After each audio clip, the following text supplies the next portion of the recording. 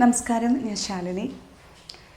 ഇന്ന് ഡിസ്കസ് ചെയ്യാനായിട്ട് പോകുന്നത് മാനുഫാക്ചറിങ് ജേണലിനെ കുറിച്ചാണ്. ടാലി പ്രൈമിൽ എങ്ങനെയാണ് മാനുഫാക്ചറിങ് ജേണൽ ചെയ്യുന്നത് നമുക്ക് നോക്കാം. ഇതിൻ്റെ ഒരു യൂസ് വേണ്ടി വരുന്ന ടൈം എന്ന് പറയുന്നത്, നമ്മളിപ്പോൾ ഒരു മാനുഫാക്ചറിങ് കൺസേണിലാണ് വർക്ക് ചെയ്യുന്നത്, അല്ലെങ്കിൽ ഒരു സ്വന്തമായിട്ട് നമുക്കൊരു മാനുഫാക്ചറിങ് യൂണിറ്റ് ഉണ്ടെങ്കിൽ നമുക്കതിൻ്റെ അക്കൗണ്ടിങ് പ്രോസസ്സ് പലപ്പോഴും ഡൗട്ടാണ്.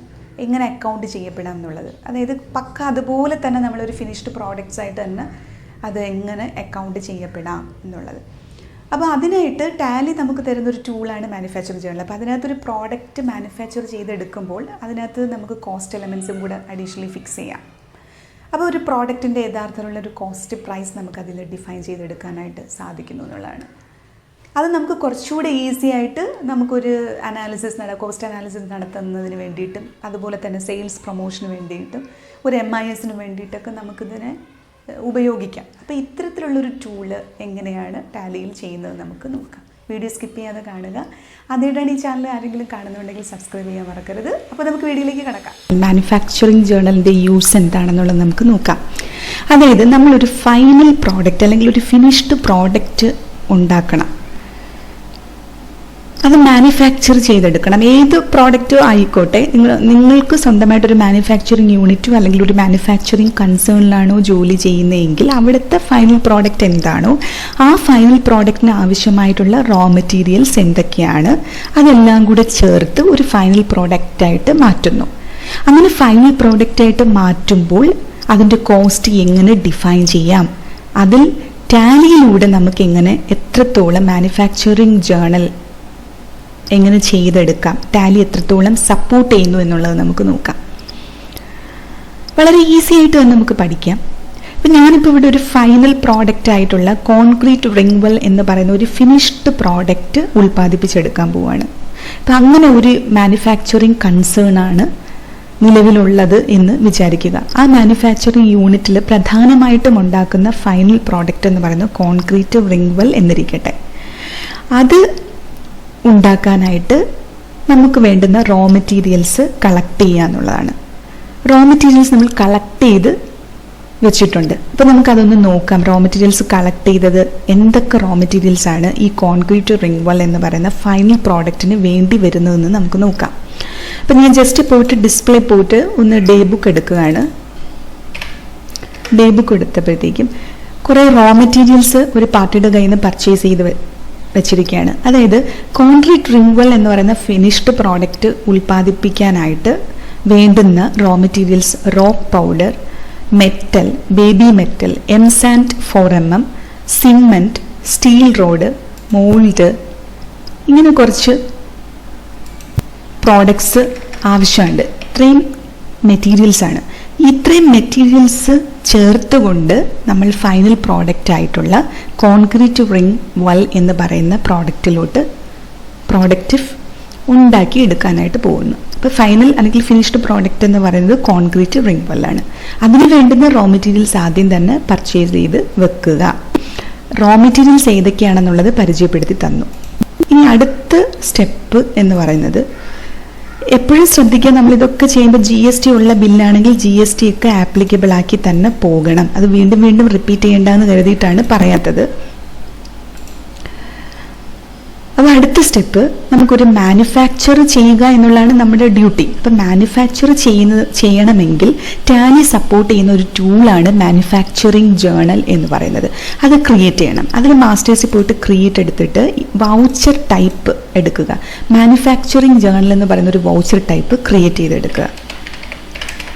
മാനുഫാക്ചറിങ് ജേണൽ എന്ന് പറയുന്ന ഒരു വൗച്ചർ ടൈപ്പ് ക്രിയേറ്റ് ചെയ്യുമ്പോൾ comes under select type of voucher. അത് ഒരു തരം സ്റ്റോക്ക് ജേണലാണ്.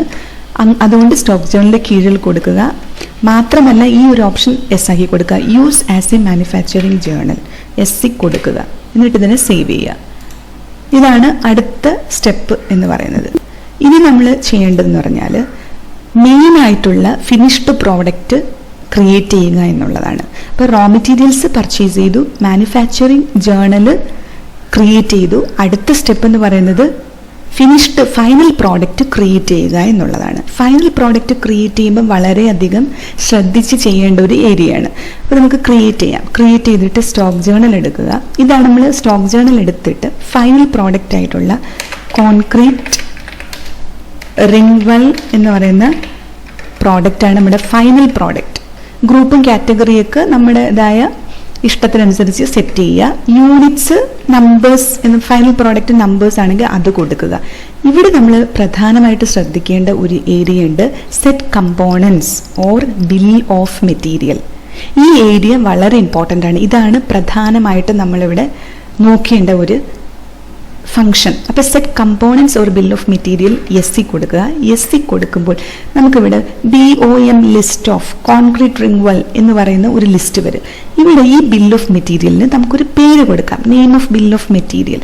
ഇഷ്ടമുള്ള പേര് കൊടുക്കാം. അപ്പം ഞാനിപ്പം ജസ്റ്റ് ഒരു പേര് കൊടുക്കുവാണ്, ഇതേ സെയിം പേര് തന്നെ കൊടുക്കുവാണ്, കോൺക്രീറ്റ് റിംഗ് വെൽ എന്ന് പറയുന്ന പേര് തന്നെ കൊടുക്കുവാണ്. ഇത് ഞാൻ ഒരു 5400 നമ്പേഴ്സാണ് മാനുഫാക്ചർ ചെയ്യാൻ പോകുന്നത്. അപ്പോൾ എത്ര നമ്പേഴ്സാണോ മാനുഫാക്ചർ ചെയ്യാനായിട്ട് ഉദ്ദേശിക്കുന്നത് അത്ര എണ്ണം, അത്ര യൂണിറ്റ് നമ്മളവിടെ സ്പെസിഫൈ ചെയ്ത് കൊടുക്കുക. അതാണ് ഇവിടെ ഉദ്ദേശിക്കുന്നത്. യൂണിറ്റ് ഓഫ് മാനുഫാക്ചർ എന്ന് പറഞ്ഞാൽ അതാണ്. ഇനി ഐറ്റം, ഇത് കറക്റ്റായിട്ട് ഇവിടെ സെലക്ട് ചെയ്യുക. അതായത് 5400 കോൺക്രീറ്റ് റിംഗ് വെൽ ഉൽപ്പാദിപ്പിക്കാനായിട്ട് നമുക്ക് വേണ്ടുന്ന റോ മെറ്റീരിയൽസ് അതേ സൈഡിൽ വന്നിരിക്കും. ഇത് വരുന്നതിൻ്റെ കാരണം ഇത് വാങ്ങിയ പർച്ചേസ് ബില്ല് നമ്മൾ ഓൾറെഡി ടാലിയിൽ സാധാരണ പർച്ചേസ് ഇൻവോയ്സ് ചെയ്യുന്നത് പോലെ ചെയ്തു. ബിൽ പ്രകാരം നമ്മൾ ഇത്രയും ചെയ്ത് വെച്ചിരിക്കുകയാണ്. അപ്പോൾ ഞാനിത് ഓരോന്നായിട്ട് ഇവിടെ സെലക്ട് ചെയ്യണം. ഇപ്പോൾ ബേബി മെറ്റൽ 5400 സ്ക്വയർ ഫീറ്റ് വേണം. Cement 1350 bags. Metal 5400, mould 15, sand 5400, raw powder 5400, steel rod 4300 kg. അപ്പോൾ നമുക്ക് 5400 യൂണിറ്റ് കോൺക്രീറ്റ് റിംഗ് വെൽ ഉൽപ്പാദിപ്പിക്കുന്നതിന് ആവശ്യമായിട്ടുള്ള റോ മെറ്റീരിയൽസിൻ്റെ ക്വാണ്ടിറ്റി ഉൾപ്പെടെ നമ്മൾ ഈ ഒരു വിൻഡോയിൽ സെലക്ട് ചെയ്ത് കൊടുക്കുക. ഇത്രയും ക്വാണ്ടിറ്റീസാണ് നമ്മൾ പർച്ചേസ് ചെയ്ത് വച്ചിരിക്കുന്നത്. ഇത്രയും ചെയ്തതിന് ശേഷം ഇതിനങ്ങ് ആക്സെപ്റ്റ് ചെയ്യാം. ആക്സെപ്റ്റ് ചെയ്ത് ഈ ശരിക്കുള്ള കോൺക്രീറ്റ് റിംഗ് വെല്ലിന് എത്രയാണോ GST എന്നുള്ളത് ഒക്കെ നോക്കി മനസ്സിലാക്കിയിട്ട്, അല്ലെങ്കിൽ നിങ്ങൾ ചെയ്യുന്ന നിങ്ങളുടെ ഫൈനൽ പ്രോഡക്റ്റിൻ്റെ GST എത്രയാണെന്ന് മനസ്സിലാക്കി അവിടെ ഇട്ട് കൊടുക്കണം. ഇവിടെ HSN കോഡ് കൊടുക്കുക. ടാക്സബിൾ ആയിട്ടുള്ളൊരു പ്രോഡക്റ്റാണ് ഉൽപ്പാദിപ്പിക്കുന്നതിൽ കൊടുക്കുക. അതിൻ്റെ ടാക്സ് എത്രയാണോ എന്നുള്ളത് അത് കറക്റ്റായിട്ട് മെൻഷൻ ചെയ്ത് കൊടുക്കുക. കൊടുത്തതിന് ശേഷം ഈ വിൻഡോയെ ആക്സെപ്റ്റ് ചെയ്യുക. ഇനി നമുക്ക് നമ്മുടെ ഫൈനൽ ആയിട്ടുള്ള ഏരിയയിലേക്ക് കടക്കാം. അപ്പോൾ first step raw materials purchase ചെയ്യുക. മാനുഫാക്ചറിങ് ജേർണൽ എന്ന് പറയുന്നൊരു വൗച്ചർ ടൈപ്പ് ക്രിയേറ്റ് ചെയ്തു.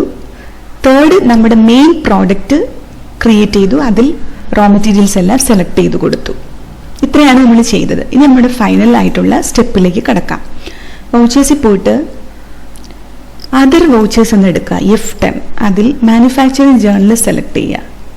മാനുഫാക്ചറിങ് ജേർണൽ സെലക്ട് ചെയ്യുമ്പോൾ ഇങ്ങനെ ഒരു വിൻഡോ വരും, manufacture of materials, name of product concrete ring well എന്ന് സെലക്ട് ചെയ്യുമ്പോൾ തന്നെ ഓട്ടോമാറ്റിക്കായിട്ട് ഈ ബൈ പ്രോഡക്ട്സ് കമ്പോണൻസ് എല്ലാം തന്നെ ഇവിടെ ഡിസ്പ്ലേ ചെയ്യും. ഇങ്ങനെ ഡിസ്പ്ലേ ചെയ്യാനുള്ള കാരണം നമ്മൾ കോൺക്രീറ്റ് റിംഗ് വെൽ എന്ന് പറയുന്ന പ്രോഡക്റ്റ് ക്രിയേറ്റ് ചെയ്തപ്പോൾ അതിൽ തന്നെ നമ്മൾ ഇവിടെ ബിൽ ഓഫ് മെറ്റീരിയൽ എന്ന് പറയുന്ന ഓപ്ഷൻ ആക്കി ഈ പറയുന്ന റോ മെറ്റീരിയൽസ് എല്ലാം ഇവിടെ സെലക്ട് ചെയ്ത് കൊടുത്തത് കൊണ്ടാണ് അവിടെ ഓട്ടോമാറ്റിക്കായിട്ട് വരുന്നത്. അപ്പോൾ അത് ശ്രദ്ധിക്കുക.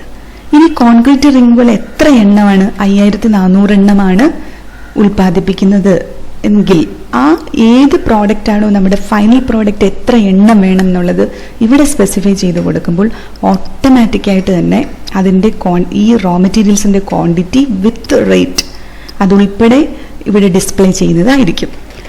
അപ്പോൾ ഒരു റിംഗ് വെൽ ഉൽപ്പാദിപ്പിക്കാനായിട്ട് അല്ലെങ്കിൽ 5400 റിംഗ് വെൽ ഉൽപ്പാദിപ്പിക്കുന്നതിന് ആവശ്യമായിട്ടുള്ള റോ മെറ്റീരിയൽസും എത്ര, അതിൻ്റെ റേറ്റ് ഉൾപ്പെടെ തന്നെ നമുക്കിവിടെ ഷോ ചെയ്യും. അപ്പോൾ 5400 കോൺക്രീറ്റ് റിംഗ് വെല്ലിൻ്റെ കോസ്റ്റ് കോസ്റ്റ് പ്രൈസ് എന്ന് പറയുന്നത് 20,64,400 രൂപയാണ്. ഈ കോൺക്രീറ്റ് റിംഗ് വെൽ എന്ന് പറയുന്ന പ്രോഡക്റ്റ് ഉൽപ്പാദിപ്പിക്കുന്നതിന് ആവശ്യമായിട്ടുള്ള കമ്പോണൻസ് വാങ്ങിയപ്പോൾ ഉണ്ടായ കോസ്റ്റ്. ഇനി ചില കമ്പനിക്കാർക്ക് സ്ക്രാപ്പ് ഉണ്ടാവാം, അതുപോലെ തന്നെ ബൈ പ്രോഡക്റ്റ് ഉണ്ടാവാം, അതുപോലെ കോ പ്രോഡക്റ്റ് ഉണ്ടാവാം. അങ്ങനെയൊക്കെ ഉണ്ടെങ്കിൽ നിങ്ങൾക്ക് ഇവിടെ ഇതിന് മൂലമുണ്ടാകുന്ന സ്ക്രാപ്പ് ഏതാണെന്ന് വെച്ചാൽ അത് കൊടുക്കാം.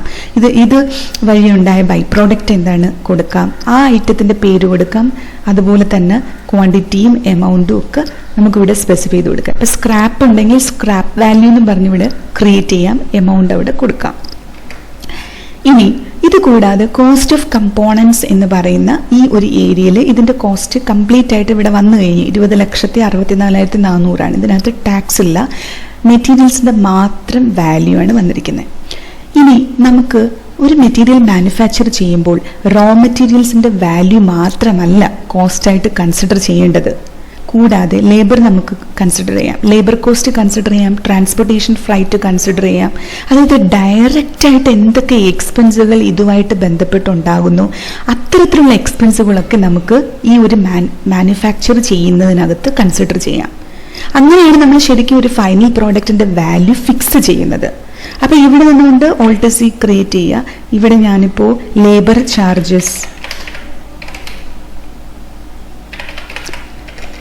ചാർജസ് എന്ന് കൊടുത്തു. ലേബർ ചാർജ് എന്ന് പറഞ്ഞ ഒരു എക്സ്പെൻസ് ഞാനിവിടെ ക്രിയേറ്റ് ചെയ്തതിന് ശേഷം